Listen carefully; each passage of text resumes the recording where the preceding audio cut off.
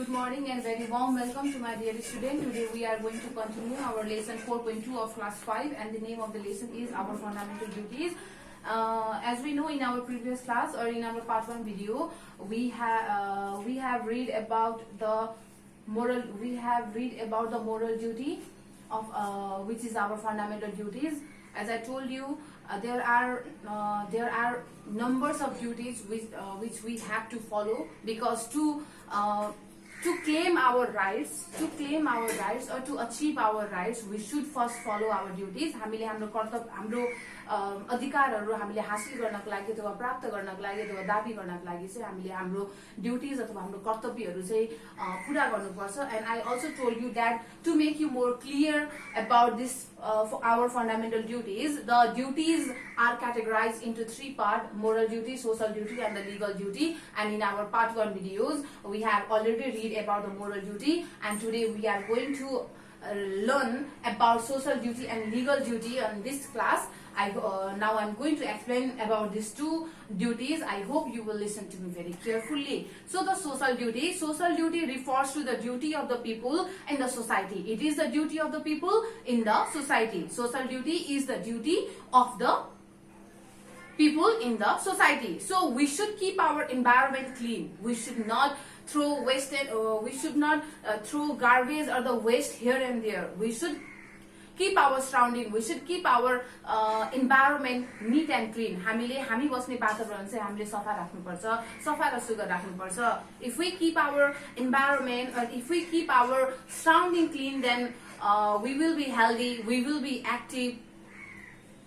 हामीले हाम्रो वातावरण अथवा हाम्रो वातावरण अथवा हामी बस्ने वातावरणलाई हामीले सफा सुग्घर राख्यो भने चाहिँ हामी रोगबाट चाहिँ हामी टाढा हुन्छौं, हामीलाई रोग लाग्दैन, हामी हेल्दी हुने गर्छौं. That's why we have to keep our environment, our surrounding neat and clean. After eating some sweet, we should throw the sweet wrappers into the dustbins. We should not throw the wrappers of sweet on the ground or in the classroom. हामीले chocolate खाइसकेपछि हामीले चकलेटको खोल हामीले डस्टबिनमा फाल्नुपर्छ. हामीले जथाभावी फाल्ने, भुइँमा फाल्दिने, जहाँ पाए त्यही फाल्दिने अथवा क्लासरुममा फाल्ने यस्ता काम चाहिँ हामीले गर्नु हुँदैन. We should not throw the wrappers of the sweet in the class or on the ground. We should always put the wrappers of the sweet or the biscuit or the chips, anything, into the dustbin. And we should also tell to our friend or our juniors to put the wrappers or to put the garbage or the waste into the dustbin. हामीले आफूले पनि West मटेरियल्सहरु, गार्बेजहरु, फोहोरहरु चाहिँ हामीले डस्टबिनमा फाल्नुपर्छ र आफूभन्दा सारा भाइ बहिनीहरु अथवा आफ्ना साथीहरुलाई पनि हामीले फोहोरहरु डस्टबिनमा नै फाल्नका लागि सिकाउनुपर्छ, भन्नुपर्छ. So a person who is responsible to the social duty does not make loud noise in the public place. जो व्यक्तिले आफ्नो कर्तव्य बुझेका हुन्छन्, आफ्ना सामाजिक जिम्मेवारीहरु बुझेका हुन्छन्, the person who understood about the social duty, जसले चाहिँ आफ्नो सामाजिक कर्तव्य बुझेका हुन्छन्, that person do not make noise in a public place. त्यस्ता व्यक्तिले सार्वजनिक स्थलमा हल्ला गर्दैन. They do not make noise in the public place. They do not quarrel, they do not fight in the public place. The person who are responsible to the social duty, the person who understood their social duty, जो व्यक्तिले आफ्नो सामाजिक कर्तव्य बुझेका हुन्छन्, जिम्मेवारी बुझेका हुन्छन्, that person do not make noise in the public place, that person do not quarrel or the fight in the public place. So mobile phones should be kept silent in the public place. हामीले मोबाइलहरु सार्वजनिक स्थलमा whenever we are in a public place, जब पनि हामी कुनै public स्थलमा हुन्छ अथवा सार्वजनिक स्थलमा हुन्छ, we should keep our mobile phone in a silent. जब पनि हामी कुनै सार्वजनिक स्थलमा हुन्छ, whenever we are in a public place like the film hall, park, garden, mall, etc., we should keep our mobile phone in a public silent. यदि हामी कुनै पनि सार्वजनिक स्थलमा हामी छौं भने हामीले हाम्रो मोबाइल फोनलाई चाहिँ हामीले साइलेन्ट मोडमा राख्नुपर्छ, because it may disturb others. हाम्रो मोबाइल फोनको रिङटङले कसैलाई डिस्टर्ब हुन सक्छ, कसैलाई डिस्टर्ब हुन सक्छ. That's why whenever we are in a public place, we have to keep our mobile phone in a silent, and we should not listen to the music with a loud volume. We should not listen to the music with a loud volume. हामीले चर्को आवाजमा हामीले गानाहरू, हामीले म्युजिकहरू चाहिँ हामीले सुन्नु हुँदैन. यो गाना चाहिँ मेरो फेभरेट हो. That song is my favourite. त्यो गाना चाहिँ मेरो फेभरेट हो. यो गाना चाहिँ मलाई असाध्यै मनपर्छ भने त्यो गाना चाहिँ हामीले फुल भोल्युम गरेर हामीले घरै थर्किने गरेर हामीले त्यसरी गाना सुन्नु हुँदैन. We should listen song, we should listen to the music, we should listen to the music, but in a small volume. हामीले सानो आवाज गरेर आफूले मात्र सुन्ने गरेर सानो भोल्युम गरेर चाहिँ हामीले म्युजिकहरू सुन्नुपर्छ. We should not listen to the music in a loud volume. So the temples, park and the other public properties must be preserve. The public properties like temple, park, hospital, school, garden, park, etc. यस्ता public प्लेसेसहरू अथवा यस्ता सार्वजनिक स्थलहरूलाई हामीले preserve गरेर राख्नुपर्छ.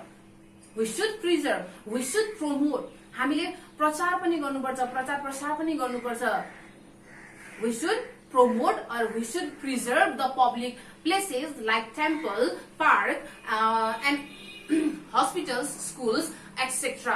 And these all comes to in our social duties. Now the last duty is the legal duty. So we should respect the law of our country. हामीले हाम्रो नेपालमा बनेका कानूनहरूलाई अथवा रुल्स एन्ड रेगुलेसन्सहरूलाई, नीति नियमहरूलाई चाहिँ हामीले सम्मान गर्नुपर्छ. Because the law in a country, the law which is made in a country, made in our country, are for the welfare of us. We should respect the law of our country. हामीले हाम्रो देशमा भएका कानूनलाई चाहिँ हामीले सम्मान गर्नुपर्छ, follow गर्नुपर्छ. We should follow the law of our country. We should respect the law of our country because the law in our country are made for the welfare of the every citizen. किनकि ती कानूनहरू चाहिँ हामी नागरिक अथवा हामी सबै नागरिकको हितको लागि बनाइएका हुन्छन्. Because the law which is made in our country are for the welfare of the every Nepali citizens. The citizen in a country should pay tax regularly. र कुनै पनि देशका नागरिकले चाहिँ ट्याक्स समयमा चाहिँ बुझाउनु पर्छ. We should pay tax in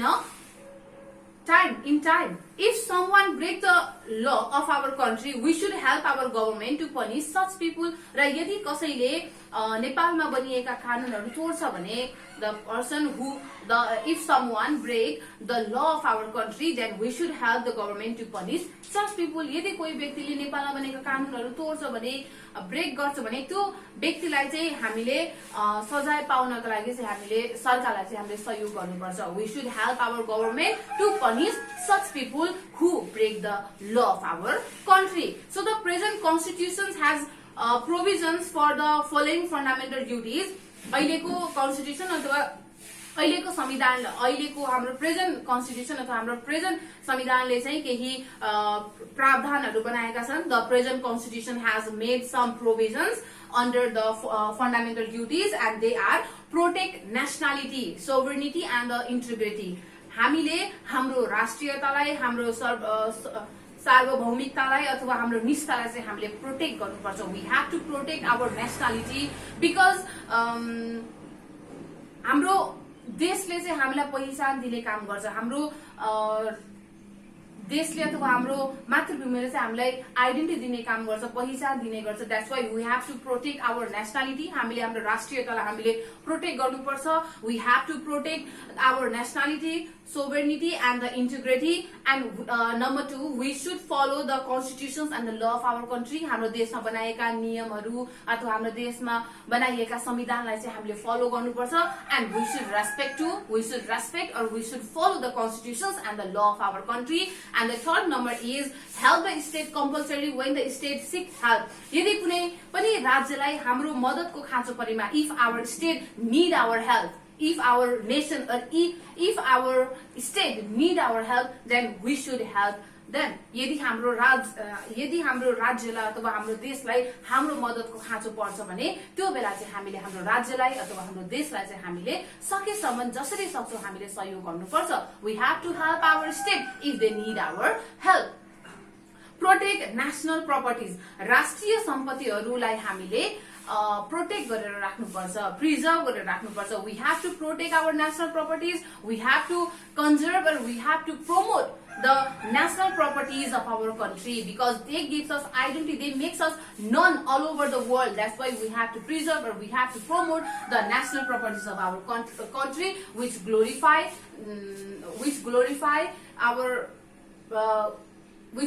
our country or make us known in the world, in all over the world. So this is the legal duty, social duty and the moral duty. We have read all of this. I hope you understood about this three moral duty, social duty and the legal duty. So look here are some homework for you related to this lesson, our fundamental duties. And for homework I have given you this fill in the blanks, 4 fill in the blanks and 3 question answers. First come to the fill in the blanks. What type of duties are there? You question पढ्नुस्, first read the questions. यो question पढ्नुस्. यो question पढिसकेपछि अथवा after reading this chapter, यो question पढिसकेपछि after reading this questions, यो questions पढिसकेपछि चाहिँ यो कुन टाइपको ड्युटिज हो? You have to write the name of the duties. You have to write the type of the duties in this fill in the blanks. So in the first, cleaning public place, सार्वजनिक स्थललाई सफा गर्नु, यो कुन ड्युटीमा पर्छ? Following our own rights and rituals, हाम्रो रीतिरिवाजहरू चाहिँ हामीले मान्नु, यो कुन ड्युटीमा पर्छ? Casting a vote in an election, इलेक्सनमा चुनावमा आफ्नो मतदान दिनु, भोट दिनु, यो कुन ड्युटीजमा पर्ने गर्छ भने? पे ट्याक्स कर तिर्नु, यो कुन types of duties? So you have to find out the types of the duties in this fill in the blanks. I hope you can do this fill in the blanks by yourself. So now come to the question answer. Why should we do our duties? हामीले हाम्रो कर्तव्यहरू किन पूरा गर्नुपर्छ त? Why should we do our duties? To achieve or to claim our rights. हाम्रो अधिकार हामीले claim गर्नको लागि, दाबी गर्नको लागि चाहिँ हामीले ड्युटीज चाहिँ कम्प्लिट गर्नुपर्छ. We have to complete our duties to claim our rights. Likewise, you have to write the answer in the question number 1. In the question number 2, what is legal duty and give an example. Legal duty भनेको के हो? You have to write the definitions of legal duty in question number 2 and some examples of it. Okay? And in the question number 3, list out some social duty.